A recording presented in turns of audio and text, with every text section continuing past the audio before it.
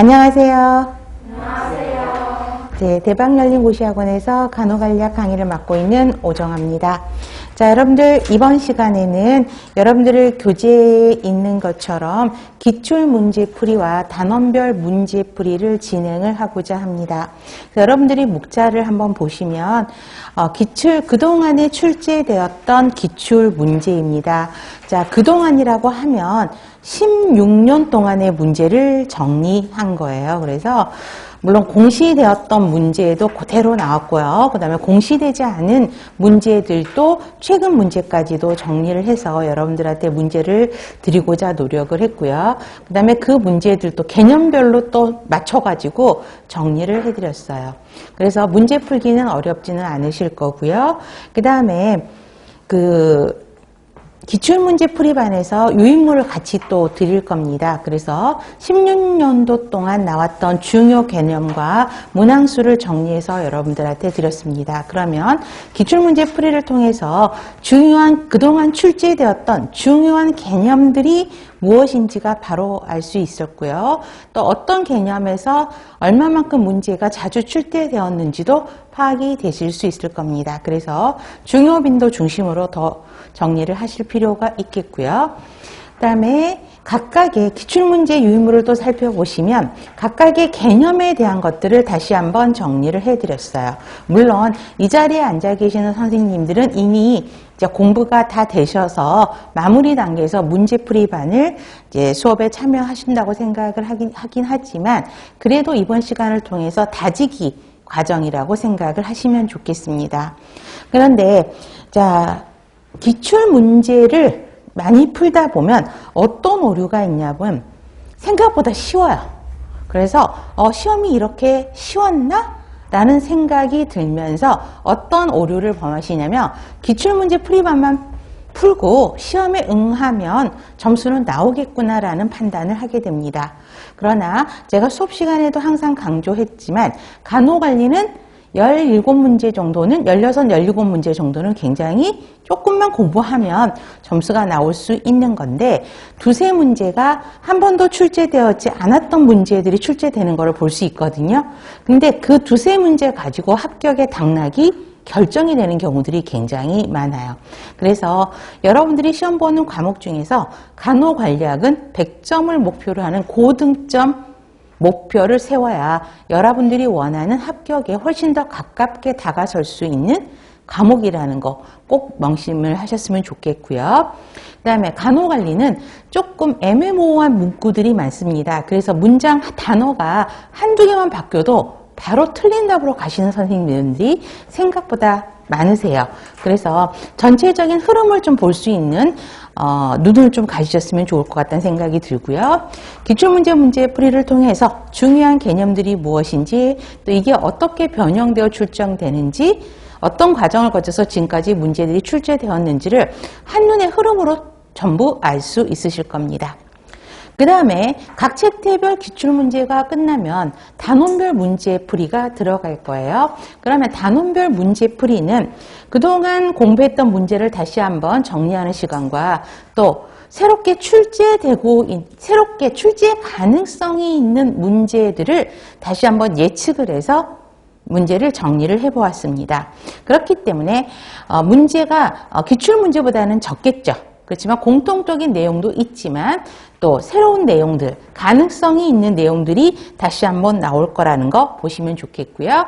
그 다음에 단원별 문제에도요, 유인물이 있습니다. 보시면 전부 OX 문제로 여러분들한테 OX 문제가 아니네요. 가로넣기 문제로 여러분들한테 드렸어요. 그래서 중요 핵심들을 기출문제 풀이반을 통해서 공부를 했던 내용이라면 키포인트 내용을 여러분들이 기평 문제를 통해서 다시 한번 정리를 해드릴 거고요. 제가 방금 OX 문제라고 말씀을 드렸잖아요. OX 문제는 우리 기출 단원 끝나고요. 그 다음에 있는 문제풀이반이 실전 모의고사 반이잖아요. 그때는 유인물이 전부 OX 문제들이에요. 그러니까 같은 내용들을 계속 반복하면서 그동안 기출에 나왔던 문항 아니면 책에 나왔던 내용들을 또 OX 문제로 또 바꿔가지고 여러분들한테 유인물을 또 드릴 겁니다. 근데 막상 풀어보면요. 나는 공부를 다 했어. 이제 끝나서 시험에 바로 해도 돼. 근데 막상 또 문제를 풀어보면 생각보다 틀리시는 분들도 있거든요. 그래서 이 문제풀이 반등을 통해서 여러분들이 개념에 대한 다지기를 한다고 생각을 해주시면 좋겠습니다. 자, 이번 수업은 3시간씩 8회, 그쵸? 총 24시간으로 진행될 예정이고요.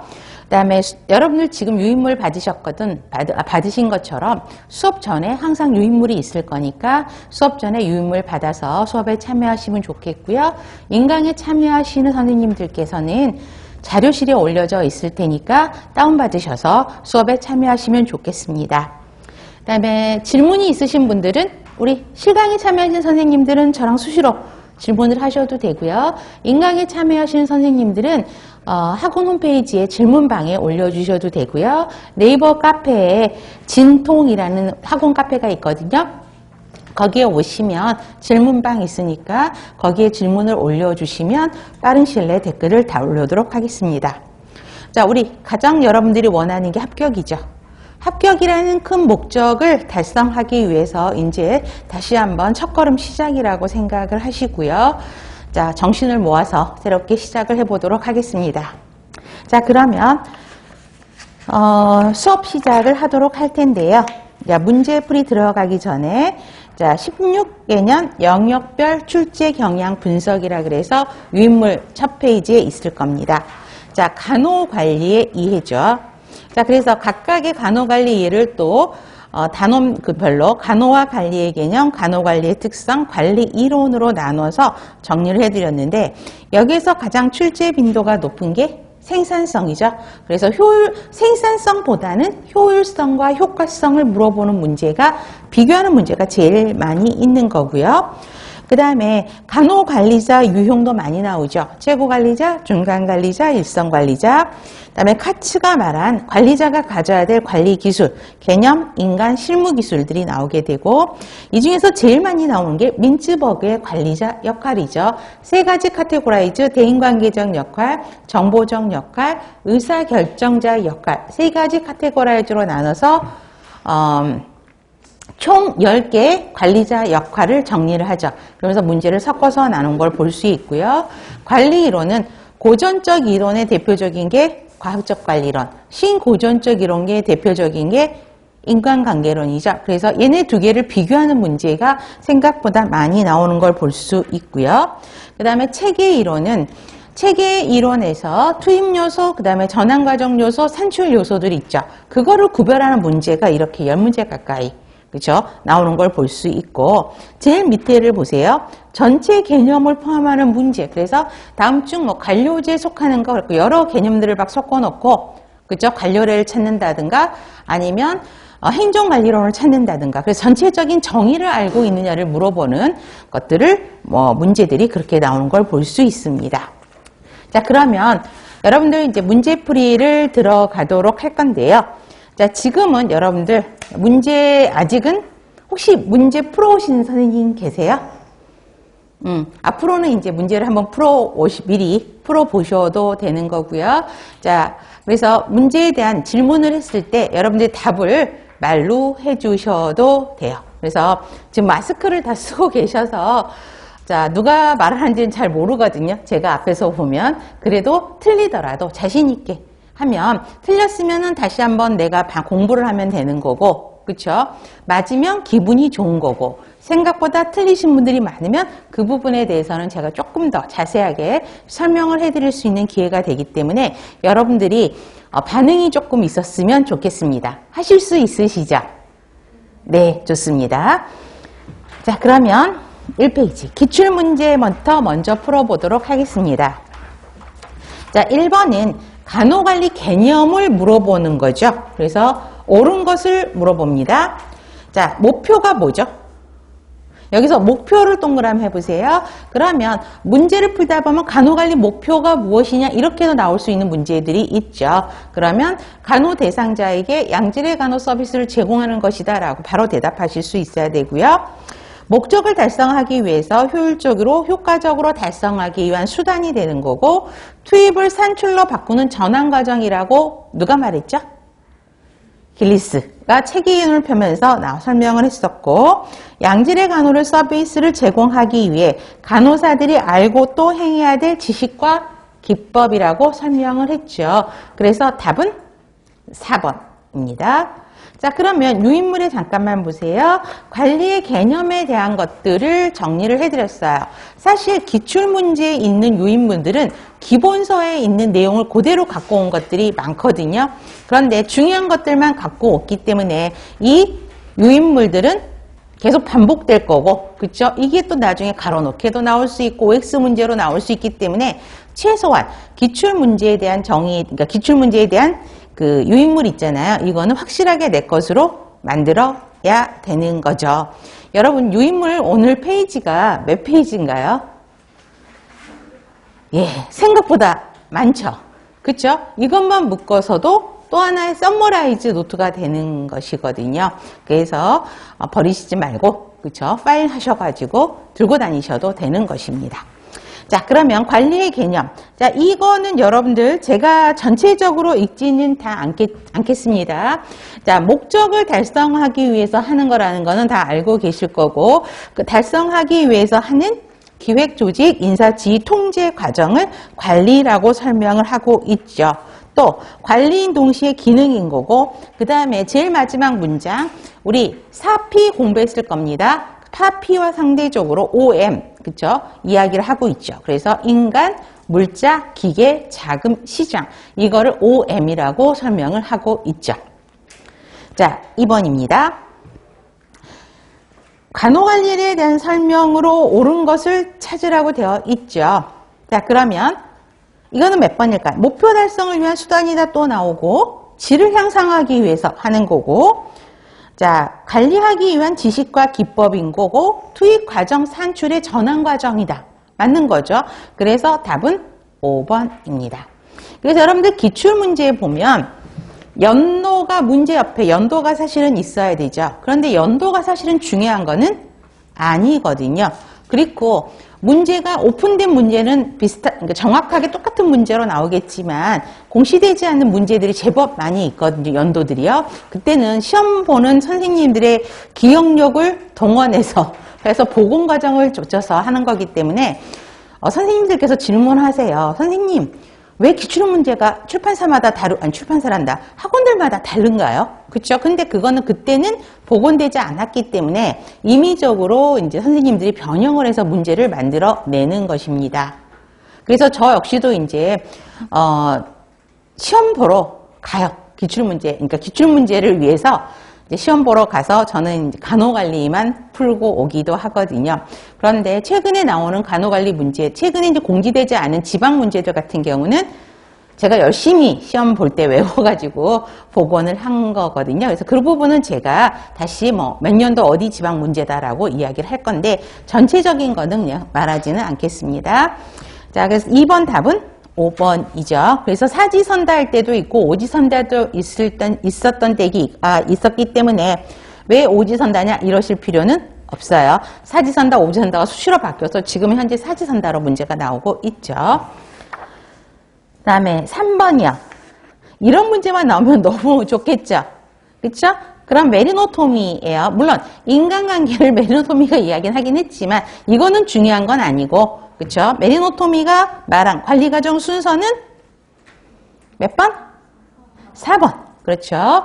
이거 틀리신 분은 가슴에 손을 얹고 반성하셔야 되겠죠? 자, 그러면 우리 페이얼은 어떻게 설명했어요? 페이얼 시대는 고전적 시대 사람이기 때문에 사람을 무시했죠. 그래서 인적자원 관리가 빠지고 뭐가 들어갔어요? 조정이 들어갔죠. 그래서 기획, 조직, 지휘, 조정, 통제라는 순서로 들어갔고요. 규칙 같은 경우는 기획, 조직, 인사, 지휘, 통제가 빠지면서 조정, 보고, 예산으로 들어갔죠. 자, 그런 형태로 보시면 됩니다. 4번도 보세요. 간호관리 과정 순서요. 똑같죠? 2번이죠. 그래서 자, 3번, 4번 같은 경우는 전부 같은 해 지방 문제였긴 해요. 예전에는 지방이 경기도를 따로 봤거든요. 그래서 서울, 경기도 지방 이렇게 봤다가 몇 년 전에 경기도도 지방으로 흡수가 되면서 서울 지방 이렇게 나눠져 있는 상태이긴 해요. 자, 답은 2번. 자, 5번 보세요. 간호관리 과정에 대한 내용으로 옳은 거. 그래서 문제를 보시면 기획조직인사지휘통제라는 간호관리 과정이 있죠. 그 과정에 대한 개념이 항상 시험 문제에 나오고요. 여기에서 토탈로 나오긴 하지만 각각의 단원별로 들어가서 기획 파트, 조직 파트, 인적자원 파트 들어가면 항상 첫 문제가 개념을 물어보는 문제입니다. 그래서 그 개념을 명확하게 아셔야 되는데, 자, 답은 몇 번일까요? 우리 몇 번? 아, 여러분들이 마스크를 쓰고 계셔갖고 큰 소리로 말씀하지 않으면 이렇게 웅얼구나. 우리 그럼 방법을 바꿀게요. 자, 우리 손가락으로 한번 해볼까? 그쵸? 이거는 아니고 이렇게 나만 보게. 자, 그럼 제가 바로 볼 수 있을 것 같아요. 자, 몇 번? 네, 손가락으로. 자, 몇 번? 네, 좋습니다. 2번이죠. 그래서 물론 맞는 답도 중요하지만 틀린 답을 고치는 것도 중요하겠죠. 공식 구조 만들고 적합한 간호 전달 체계를 결정해서 업무 활동을 배치하는 거 조직이죠. 그러면 1번은 뭘까요? 실제 업무 성과가 계획된 목표나 기준에 일치하는지 확인하는 거 기획이 아닌 거죠. 그러면 얘는 통제. 유능한 간호사를 확보하고 지속적으로 개발 유지하기 위해 적절히 보상하는 거. 확보관리, 개발관리, 유지관리, 보상관리가 들어갔죠. 그러면 지휘가 아니라 인적자원관리를 설명하고 있고 4번 조직의 신념과 목표를 정하고 목표 달성을 위한 행동 지침을 정하는 것 기획인 거죠. 그래서 답은 2번입니다. 그래서 유인물에 보시면 간호관리 기능을 기획조직 인사 지휘 통제에 대한 정의를 다시 한번 드렸고 첫 번째, 두 번째 땡들은 꼭 머스트로 정리를 하셔야 되고 그만큼 문제가 많이 나옵니다. 마지막 땡은 우리가 간호관리의 특성에서 관리의 특성, 간호관리의 특성을 보면 과정인 동시에 기능이다 라고 설명을 하고 있죠. 과정은 기획조직 인사 지휘 통제를 과정이라고 설명한다면 기능은 각각의 단위에서 제일 밑에 있는 마지막 땡들 그게 전부 기능을 설명하죠. 그래서 기획 기능에 기획의 계층화, 의사결정, 재무관리, 시간관리 조직은 조직화, 조직구조, 조직문화, 조직변화 그래서 각각의 마지막 땡들을 꼭 기억을 하셔야 되겠죠. 그러면 6번 볼게요. 간호사들의 활동이 일정한 표준을 따르고 있는지를 지속적으로 검토 분석해서 처음에 세웠던 계획과의 차이를 발견하고 이를 시정하여 반영하는 과정이라고 되어 있단 말이에요. 그러면 이거는 어느 단계를 이야기하는 걸까요? 무엇에 대한 정의를 설명해 놓은 거 있죠? 통제죠. 그럼 쉽게 말하면 6번을 한 줄로 정의하면 통제에 대한 개념 정리를 물어보는 거죠. 그렇죠? 그러면 답은 4번이죠. 업무 수행 증진을 위해 설정한 목표를 성취하는 정도를 측정하고 업무 수행을 증진하기 위해 필요한 교정적 행동. 항상 그래서 교정이라는 말이 통제의 핵심 단어죠. 자, 4번입니다. 자, 기획기능, 그 다음에 다행히 문제가 기획기능, 인적자원 기능, 지휘기능이라고 다 주어는 아니지만 끝에 말이 다 들어가 있죠. 그래서 첫 번째 문항만 바로 보면 통제구나, 답은 4번이구나 바로 아실 수 있습니다. 자, 6번 문제 같은 경우는 작년 광주 문제거든요. 그래서 광주광역시에서 문제를 지방에서 한번 봤는데 이때는 문제를 오픈하지 않았어요. 그래서 저 역시 광주 내려갔습니다. 김영 선생님이랑 저랑 다 생물 선생님이랑 내려가가지고 거기서 같이 물론 시험 보는 장소는 또 다 틀렸거든요. 그래가지고 이제 가가지고 문제 풀고 시험 보고 밥 먹고 광주역 앞에서 밥 먹고 올라왔던 기억이 나는데 그때 저도 정리를 막 했던 거거든요. 그래서 저도 갑자기 이거 보니까 생각이 나요. 이거 시험을 어떻게 보고 났냐면 시험 끝나잖아요. 그러면 거기 바로 계단에 쪼그리고 앉아가지고 그 시험 지원서 있잖아요. 그죠? 거기에 뒤에다가 막 쓰기 시작합니다. 개념만.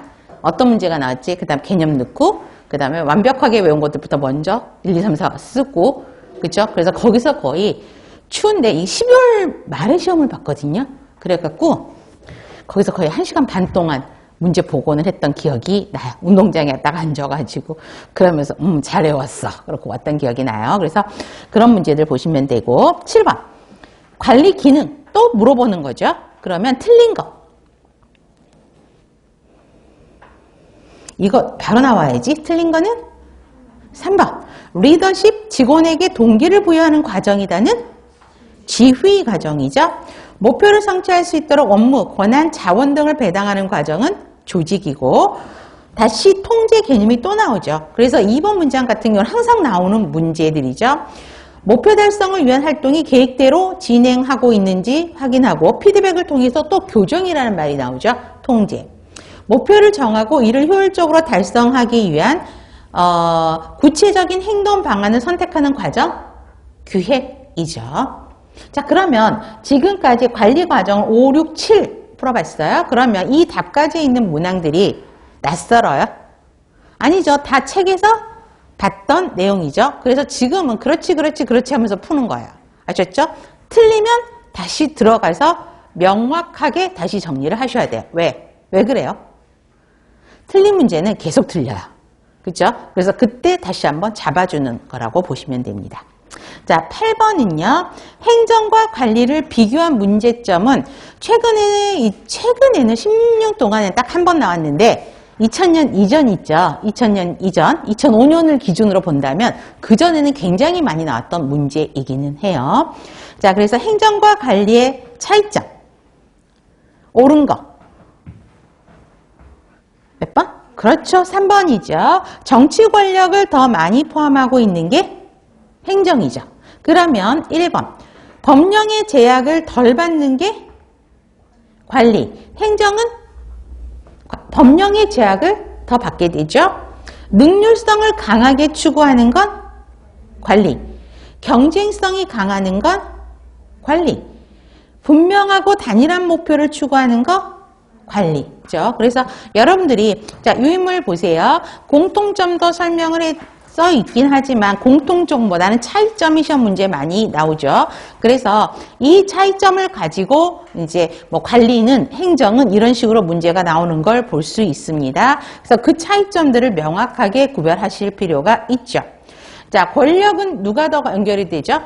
행정, 공기업에서 하는 데가 권력성이 더 강하고 독점성은 행정이 더 높고 능률성은 관리가 더 높고 법령에 의한 제약은 행정이 더 높고 분명하고 단일한 목표는 관리고 평등성을 강조하는 건 행정이죠. 자, 9번 볼게요. 자, 간호관리의 특성 중 맞지 않는 거. 자, 이거는 거의 굉장히 오래된 문제이긴 해요. 2003, 4년 정도의 문제이긴 하는데 자, 3번. 인적 요소보다는 물적 요소가 중요한 게 아니죠. 물적 요소보다는 사람을 더 중요시한다라 그랬어요. 왜 그러냐면 관리는 그 조직에 있는 구성원들이 제공하는 서비스 노력에 의해서 이루어지는 거죠. 그렇기 때문에 사람을 더 중요하게 생각을 합니다. 1번 간호조직의 측면에서 접근한 것이다. 그러면 우리 관리의 특성은 조직 내에서 이루어진다라는 거 볼 수 있고요. 대상자에게 양질의 간호 서비스를 제공하는 것이다. 목표 지향적, 목적을 이야기하고 있고 양질의 간호를 위한 자원의 기술적 활용이 요구되고 과정인 동시에 기능이다. 프로세스를 이야기를 하고 있죠. 답은 3번입니다. 10번. 간호관리의 학문적 성격도 예전의 문제, 여기서 지금 말하는 항상 예전은 5년도를 기준으로 해서, 그쵸? 2005년을 기준으로 해서 아주 오래된 문제들이라 보시면 되겠는데, 얘는 뭐, 한 7년 정도에 나왔긴 하거든요. 학문적 성격. 그래서 한 번 정도 최근에는 안 나오고 있죠. 그래서 학문적 성격은 알고 계셔야 됩니다. 자, 인간 행위를 여러 학문으로부터 통합과학적 과정의 학문이다. 그러면 우리 간호관리의 학문적 성격에서 이걸 세 글자로 이야기하면 통합적이다 라는 개념을 설명할 수 있고요. 간호사들의 만족과 통합을 통한 조직의 계속적 발전이라는 목표를 강조하는 인간 중심적 성향을 띠는 학문이다. 인간 중심적의 특성을 가지고 있죠. 이해하는데 그치지 않고 이를 응용해서 조직의 성과를 높이려는 성과지향적, 이게 핵심 단어죠. 성과지향적이다. 그 다음에 나번 같은 경우는 인간중심적이다. 가번에서는 통합과학적이다. 이게 가장 대표적인 단어들이죠. 별표하시면 좋겠고요. 그 다음에 나번에서 가장 핵심 단어는 뭐죠? 상황 적합성이에요. 그래서 학문적 성격을 이해하면 통합적이다, 인간중심적이다, 성과지향적이다, 상황 적합성이다. 그럼 한 가지, 5가지 학문적 특성을 갖고 있어요. 그런데 지금 4가지는 이야기가 됐네. 그러면 한 가지는 뭐죠? 한 가지. 그렇죠? 과학적 방법론을 적용한다라는 것도 하나만 더 써놓으시면 되겠죠. 체계적으로 관찰하고 검증하고 연구 방법, 절차를 통해서 과학적으로 접근해야 된다라는 것입니다. 그래서 5가지 학문적 성격이 있다라는 거 정의하시면 좋습니다. 답은 5번이고요. 자, 11번부터는 자, 효과성, 효율성을 물어보는 문제죠. 그래서 우리 11번부터 16번까지가 그런 문제죠. 제법 많이 나왔죠. 자, 그러면 성과 측정 시 측정하는 생산성은, 이것도 기억을 하셔요. 생산성은 효율성과 효과성을 다 한꺼번에 다 포함하고 있는 거예요. 자, 개념으로 효과성과 효율성을 모두 고려해야 되는 게 생산성이에요. 효율성을 물어보네요. 어떤 걸까요? 3번이죠. 자원의 활용 정도를 평가하는 수단을 강조한 게 효율성이죠. 자, 1번. 효과성과 상호 대체적인 개념이 아니라 어떻게 바꿔야 되죠? 상호 보완적이다. 그래서 제가 또 수업 시간 항상 이야기했죠. 이게 한 10년 전에 나왔던 문제인데 이게 다시 한번 또 중복해서 나오는 걸 볼 수 있다. 보세요. 나중에 보면 똑같은 말 또 나와요. 비슷하게. 상호 보완적인 개념이다로 바꿔야 되고, 목표를 최대한 달성하는 곳을 지향하는 것, 목표와 관련되는 것, 효과성. 목적을, 의미를 강조하는 가치 추구 개념, 효과성을 이야기하고 있죠. 그래서 여러분들이 11번의 유인물 보세요. 효과성과 효율성을 구별했습니다. 그래서 이거가 계속 반복돼서 문제가 나오는 걸 볼 수 있어요. 이 표를 명확하게 내 것으로 만드셔야 되고요. 효과는 목적과 관련되는 거죠. 목적을 달성했는지, 그래서 올바른 일을 하느냐, 그 다음에 목적이 달성되는 측정 동도, 그 다음에 환경 간의 관계질을 측정하는 개념, 그래서 대외지향적 개념이라고 설명을 했고, 목적 달성, 결과를 측정하는 거, 결과의 극대화, 동태적, 사회적, 목적적이다라는 거고, 상대적으로 효율성은 이를 올바르게 수행하는 거고, 투입과 자원에 대한 비율, 그 다음에 기술 수행에 관련되는 업적의 질에 대한 측정치. 업적 질만 따지면 효과성이에요. 근데 그 앞에 기술 수행이라는 말이 들어갔기 때문에 효율성, 대내지향적인 개념이라고 보면 되고, 당기다, 수단을 측정한다, 비용을 최소화한다, 정태적, 경제적, 수단적 개념이다라고 보시면 됩니다. 자, 12번. 효과성을 물어보네요. 그럼 답은 또 몇 번이죠? 3번이죠. 가치 추구 개념을 내포해서 목적 달성 정도를 측정한다. 그러면 1번. 경제성 개념을 내포해서 투입 산출에 대한 관계를 측정한다.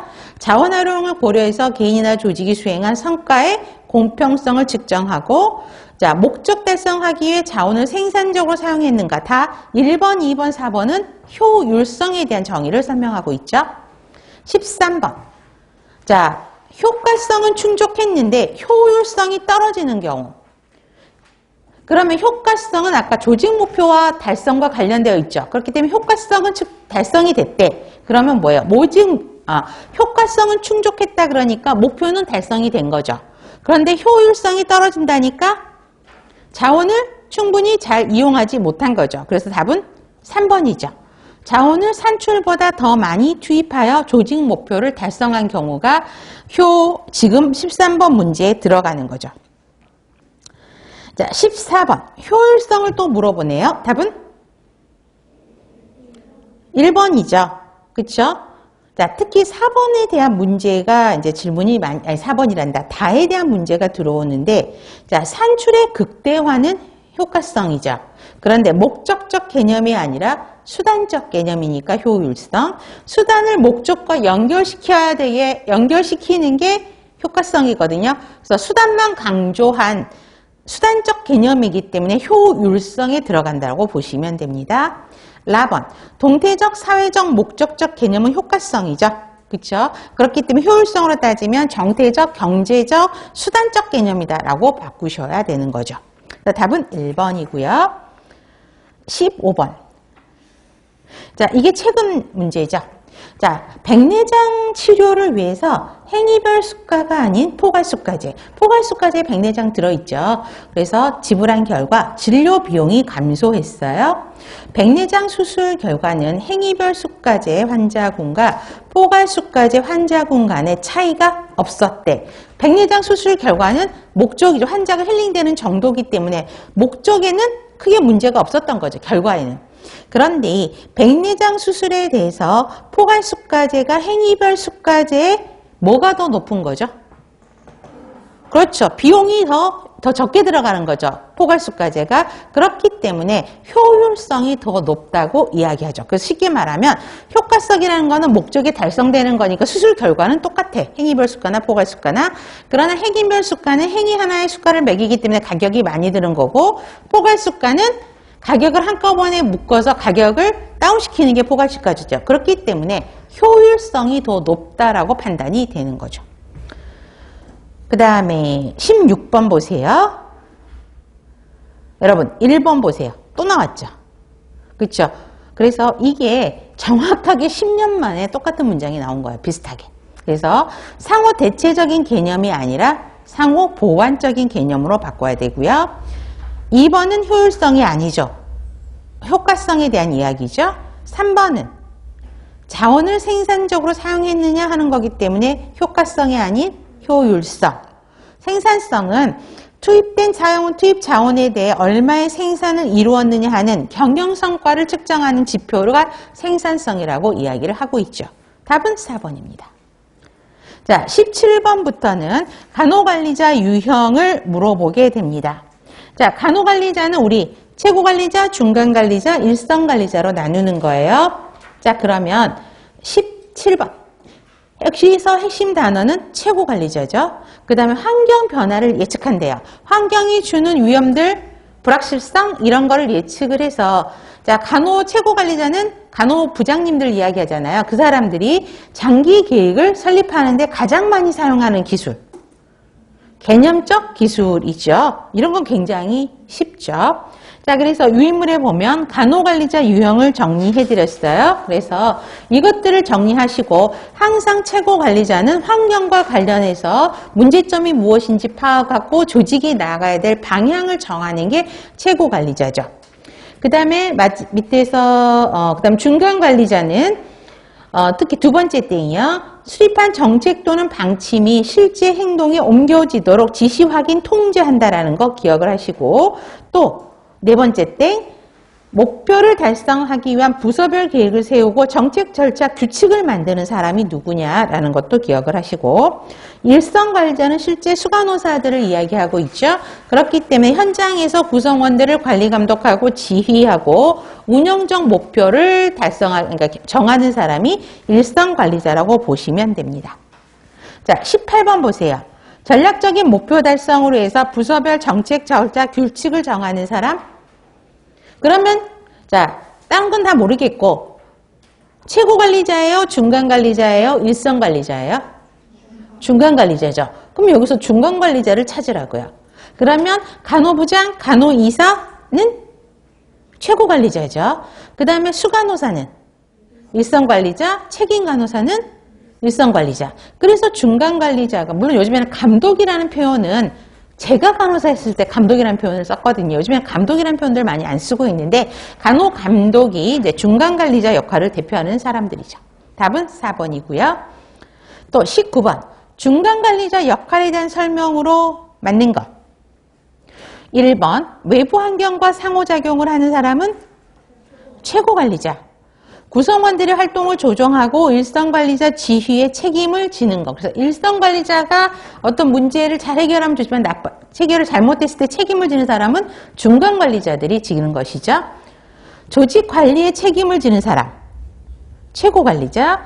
구성원의 실무적 역할을 조정하는 사람, 일선관리자, 기술적인 역량을 구성원에게 전달하거나 고객의 기대와 요구를 관련 부서에게 전달하는 거 일선관리자죠. 답은 2번입니다. 자, 20번 보세요. 최고관리자로 올라갈수록 어떤 기능을 더 많이 수행할까요? 기획. 근데 왜 최고관리자로 올라갈수록 기획을 많이 할까? 조직의 방향을 결정하는 중대한 의사결정에 최고관리자들이 많이 참여하게 되죠. 그 다음에 일선관리자로 내려올수록 지휘 기능을 하게 되죠. 답은 1번입니다. 그 다음에 21번부터는 이제 민츠버그의 관리자 역할들을 정리했습니다. 자, 그래서 여러분 뒷페이지까지 쭉 가보세요. 몇 번까지가 민츠버그일까? 29번까지. 그쵸? 그러니까 굉장히 문제가 많이 나온 거죠. 그쵸? 자, 21번 보세요. 장기 이식 병동에 지금 문제는 제외되는 거를 물어보는 거예요. 자, 그러면 장기 이식 병동의 간호단위 관리자다. 그럼 무슨 역할일까? 이 답까지 안에서. 그렇죠. 대표자의 역할을 이야기하고 있죠. 며칠 전에 실시한 간이식의 최신 직영 보수 교육을 통해 알게 된 최신 정보를 병동 간호사에게 전달해 줬어요. 그럼 무슨 역할? 정보 전달자의 역할을 하고 있죠. 그 다음에 간이식실의 리모델링을 위해 타 병원의 사례를 벤치마킹하고 이를 도입하고 기획하는 사람. 기업가의 역할을 이야기하고 있죠. 그러면 여기서 말하지 않는 제외된 거는 섭외자 역할이죠. 그래서 이런 실제 상황적인 예를 주면서 이제 어떤 역할이냐를 물어보는 문제들이 나오게 됩니다. 자, 그러면 민츠버그의 관리자 역할 유인물 보세요. 대인관계적 역할, 정보적 역할, 의사결정자의 역할. 그래서 대표자, 지도자, 섭외자, 모니터, 전달자, 대변인의 역할, 기업가, 고충처리자, 자원분배자, 협상자의 역할이 있죠. 그래서 역할 서술하고 구체적인 예, 이게 이제 전부 복합적으로 문제가 나오는 것을 볼 수 있습니다. 자, 22번 볼게요. 의료기관 서비스 평가를 앞두고 질 향상을 위해 질 향상의 문제를 하기 위해 성과급제를 도입함과 동시에 인력을 재배치했대요. 자, 그러면 서비스 평가라는 문제를 그러니까 서비스 평가를 앞두고 질 향상을 하는 거죠. 질 문제를 해결한다라는 거는 무슨 역할일까요? 지금 닭가장에 있는 거 보지 말고 질을 높이기 위해서 뭔가를 하는 거지. 그러면 질이 낮았던 걸 수도 있어요. 그래서 문제 해결자의 역할을 이야기를 하고 있고, 자, 성과급제를 도입을 했다네? 그럼 무슨 역할? 기업가의 역할. 그 다음에 동시에 간호 인력을 재배치했다네? 자원 분배자의 역할이죠. 그러면 지금 문제에 있었던 문제 해결자의 역할, 기업가의 역할, 그 다음에 자원 분배자의 역할을 포함하는 거는 누구일까, 답이? 그렇죠. 의사결정자의 역할에는 4가지 역할이 있잖아요. 그거를 다 풀었으면서 답을 쉽게 의사결정자의 역할로 한 거죠. 그런데 조금 더 정확하게 하면 문제 해결자의 역할, 기업가의 역할, 자원 분배자의 역할을 설명을 하고 있다는 거 보시면 됩니다. 23번. 자, 1번은 무슨 역할일까? 자, 지금처럼 또 여러분 3가지 역할 중에서 그동안 시험들이 제일 많이 나온 건 의사결정자 역할이거든요. 그래서 의사결정자의 역할을 찾는 거예요. 그러면 1번. 동기 유발하고 인사와 관련된 사항을 결정하는 거는 지도자 역할이죠. 그럼 지도자 역할은 대인관계적 역할이죠. 2번. 조직 환경에서 기회를 찾고 변화를 꾀할 수 있는 사업을 결정하고 추진하는 역할. 기업가의 역할이고 기업가의 역할은 의사결정자 역할에 포함이 되죠. 그래서 답은 2번입니다. 자, 조직에서 법적, 사회적으로 요구되는 상징적이다. 일상적인 의무를 결정하고 수행하는 역할. 대표자의 역할이죠. 그렇기 때문에 이 역시도 대인관계적 역할에 들어가는 거고, 그 다음에 조직 외부 사람들에게 조직의 계획, 정책, 활동, 경율과 등에 대해서 결정을 알리는 거는 대변인의 역할이죠. 그렇기 때문에 정보적 역할에 속합니다. 그래서 답은 2번. 그래서 조금 더 깊이 들어가면서 물어보죠. 그렇죠? 자, 24번. 상관, 부하 직원과 함께 일할 뿐만 아니라 타부서나 외부인과의 교류를 관리하는 역할. 이거 답 몇 번일까? 1번. 섭외자의 역할을 이야기하고 있죠. 25번. 상사 또는 동료, 직원들과의 관계를 유지하면서 외부 부서와 상호작용하는 역할. 이것도 섭외자의 역할이죠. 그래서 유인물의 섭외자의 역할 한번 봐보세요. 정보를 제공해주는 사람들과의 네트워크를 유지하고 그 다음에 외부인과의 상호작용이라고 나와 있죠. 이런 것들이 다 시험 문제에 출제됐던 것이죠. 26번. 자, 구성원들과 단체 교섭, 노사협정은 대표자의 역할이 아니죠. 그럼 무슨 역할? 협상자 역할. 구성원의 선발, 배치, 교육, 훈련, 승진 및 보상 체제는 지도자의 역할. 맞죠? 답은 2번. 방문자의 접견, 의식 행사의 주관. 대표자의 역할. 화재나 사고 등의 문제 발생 시 해결 방안 수립 및 실행하는 것. 문제 해결자의 역할이죠. 27번. 의사결정의 하위 범주로 속하는 것. 답은 5번이죠. 자, 이런 문제만 나오면 너무 좋을 것 같지 않나요? 예, 그러면 여러분들이 10년, 15년 전에, 10년 전에 시험을 봤었어야 돼요. 그때는 굉장히 난이도가 높지는 않았었어요. 그런데 지금 이제 워낙 많이 뽑기도 하다 보니까 또 병원에 적응하지 못하는 간호사님들도 많으셔가지고 이제 공무원으로 워낙 많이 오다 보니까 난이도가 점점 높아지고 있는 것이죠. 그 다음에 28번. 조직이 기대하지 않았던 어려움을 단명했을 때 올바른 행동을 수행하는 것, 고충처리자. 다른 말로 고충처리자가 문제 해결자죠. 같은 말이에요. 답은 1번이에요. 중요한 협상에서 조직을 대표하는 것. 그렇죠. 대표자의 역할이죠. 아니지. 자, 대표자 그러면 안 된다 그랬죠. 자, 여러분들 하면 가끔 가다가 제가 이렇게 빨리는 수가 있어요, 기가. 자, 순간 제가 당황했어. 자, 여기서 보면 중요한 협상에서 조직을 대표한다라고 되어 있죠. 자, 그러면 여러분들 유인물 잠깐만 봐봐요. 제일 밑에 협상자의 역할 봐보세요. 그냥 단순하게 조직을 대표한다라는 그런 거는 대표자의 역할이에요. 그런데 앞에 협상자라는 말이 들어가 있죠. 협상에서 조직을 대표하는 거기 때문에 그 사람이 대표로 가서 뭐 해요? 협상하는 역할을 하는 거잖아. 그렇기 때문에 여기선 대표자의 역할이 아닌 뭘로 봐야 된다? 협상자의 역할로 봐야 된다는 것이에요. 그래서 지금 방금 대표자 하셨던 분들 계시죠? 네, 협상자로 바꾸셔야 됩니다. 그 다음에 3번. 조직과 환경에서 기회를 찾고 변화를 위한 사업을 추진하는 사람? 기업가. 다양하고 특정한 정보를 조직과 환경에서 찾는 사람, 서치하는 사람. 모니터 역할이죠. 자료 수집 역할. 부하 직원들을 동기유발하고 직원의 채용과 훈련을 담당하는 사람, 지도자 역할에 들어가는 것이죠. 그래서 답은 1번입니다. 자, 29번 문제도 한번 봐보세요. 이게 서울시 문제였다라는 사실. 그렇죠? 이거 굉장히 쉬운 문제죠. 답은 5번이죠. 대변자 역할은 정보적 역할에 속하는 거죠. 그렇기 때문에 틀린 문항입니다. 그 다음에 30번. 의사결정자를 또 물어보네요. 그쵸? 아닌 거. 자, 협상에서 조직을 대표하는 거기 때문에 아까 이거 뭐라 그랬지? 협상자. 변화를 위한 사업을 추진한다. 기업가. 모든 자원을 할당한다. 자원분배자.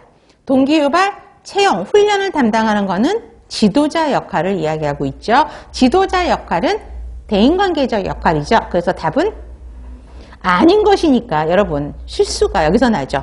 쉽게 말하면 1번이 맞을 수도 있겠다. 그렇죠? 그런데 문제는 틀린 걸 찾으라니까 1번 하시면 나중에 시험 보시고 엄청 후회하시죠. 다 아는 문제잖아요. 그렇죠? 4번이 답입니다. 틀린 걸 찾으라니까. 그 다음 31번부터는 카츠의 관리 기술을 이야기를 하고 있습니다. 자, 카츠의 관리 기술도 거의 문제가 많이 나오는데 자, 여러분 31번 문제는 어때요? 말도 안 되는 문제가 나오는 거죠. 이렇게 쉬운 문제가. 그쵸? 자, 답은 4번. 자, 유인물에 보시면 개념적 기술, 인간적 기술, 실무적 기술인 거고요. 자, 개념적 기술은 최고 관리자가 하고, 그 다음에 전체적으로 보고, 서로 의존하는지 어떻게 보고, 그 다음에 분석적인 사고를 통해서 환경에서 주는 위험을 최소화하기 위해서 방향을 정해야 되는 거고, 문제점 찾고 해결책을 찾아가야 되고, 비정형적인 의사결정이 많이 하죠. 그 다음에 최고 관리자가 하는 거고, 인간적 기술은 사람을 매니지하는 기술이에요. 그래서 동기부여, 리더십 기능들이 있게 되고요. 모든 계층의 관리자에게 공통적으로 적용되는 거고 그 비율이 가장 높죠. 그 다음에 실무적 기술은 일선 관리자가 해야 되고 지식, 방법, 테크닉, 장비 사용하는 능력을 이야기를 하고 있죠. 자, 그러면 32번 볼게요. 이것도 최근 문제죠. 이런 문제 굉장히 쉽죠? 일선 관리자는 중간 관리자에 비해 실무적 기술이 당연히 더 많아야 되죠. 답은 1번이죠. 그러면 2번. 자, 개념적 기술은 누구한테 제일 많이 필요해요? 최고 관리자. 3번. 중간 관리자는 최고 관리자와 일선 관리자 사이에서 교량적 역할을 한다라는 것. 이건 맞죠, 여기까지는. 그렇죠? 개념적 기술이 가장 많이 필요하다? 아니죠. 개념적 기술은 최고 관리자한테 필요한 거고. 그 다음에 구성원에 대한 지도성 발휘, 동기부여를 위해서 인간적 기술, 이거, 자, 지도성 발휘, 동기부여 기술은 인간적 기술은 맞죠. 그런데 최고 관리자에게는 개념적 기술이 필요하고, 자, 인간적 기술은 모든 관리자들에게 다 많이 필요한 것이죠. 답은 1번. 33번. 인간관계 기술을 물어봤네요. 1번. 1번은 어떤 기술? 개념적 기술. 2번. 인간관계니까 또 의사소통한다, 동기부여한다, 모든 계층의 관리자에게 필요하다. 2번이 맞죠? 3번. 특정 업무 수행에 필요한 지식, 기술. 실무적 기술이죠. 그러면 실무적 기술이 최고 관리자에게 많이 필요하나요? 아니죠. 일선 관리자에게 필요하죠. 조직의 목적과 간호단위의 목표를 연결시키는 능력. 개념적 기술이고, 개념적 기술은 최고 관리자에게 필요하고, 인간적 기술이 실무적 기술이 필요하죠. 답은 2번. 34번. 환경 변화를 예측해서 장단기 계획을 설립할 때 가장 많이 사용하는 기술? 개념적 기술. 35번. 개념적 기술이 아닌 것. 자, 외부 고객과 내부 고객의 요구를 이해하는 거 맞죠?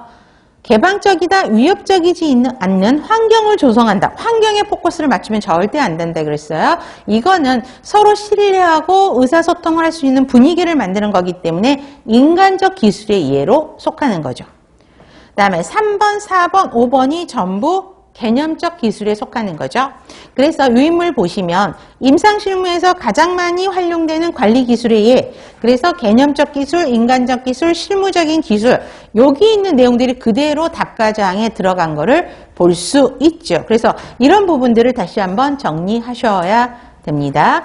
그래서 지금 있는 내용들도 보시고 그래서 또 지금 세 번째 땡 보세요. 외부 고객과 내부 고객의 요구를 이해한다라고 했는데 그 앞에 뭐가 있지? 사명과 비전, 목표를 포함한 빅픽처를 이용하고 그러면 절대 헷갈리지 않았을 거야. 근데 이 문장만 빼고 뒷문장만 시험에 출제가 된 거죠. 그 다음에 법적이고 윤리적인 간호식물 표준을 모든 관리 기능에 반영한다라는 것도 개념적 기술. 이런 문제는 제가 이제 단원별 문제에서 막 낼 거예요. 기출이 안 나왔던 문항들을 단원별 문제에서 넣어가지고 또 여러분들에게 테스트를 한번 할 겁니다. 그 다음에 인간적 기술을 보세요. 두 번째, 개방적이고 위협적이지 않은 환경을 조성한다. 이것도 들어가게 되죠.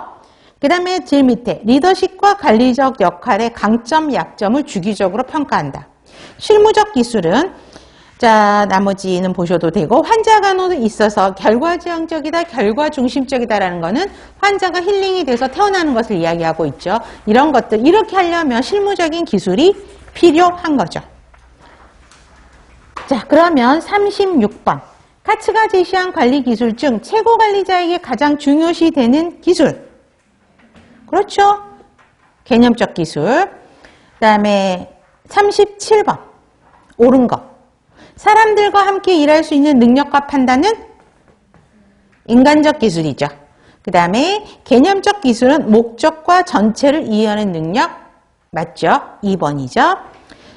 경험, 교육, 훈련으로부터 습득되는 거는 실무적 기술. 지식, 방법, 기술, 장비 등이 필요한 기술은 실무적 기술. 조직 내에서 개인의 활동을 조직하고 전체 상황에 적합하도록 진행해 나가는 능력은 개념적 기술이죠.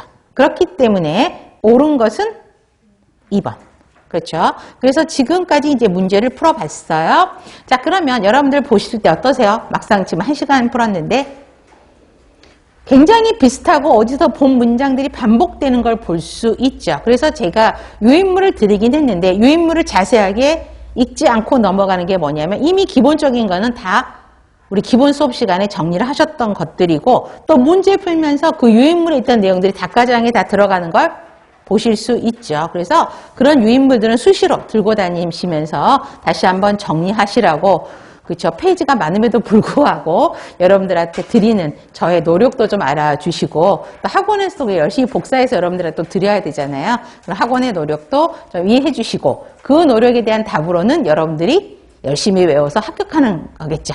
네, 좋습니다. 그러면 다음번 문제부터는 이제 관리 이론들에 대한 문제가 나오기 때문에 잠깐 쉬었다가 진행하도록 하겠습니다.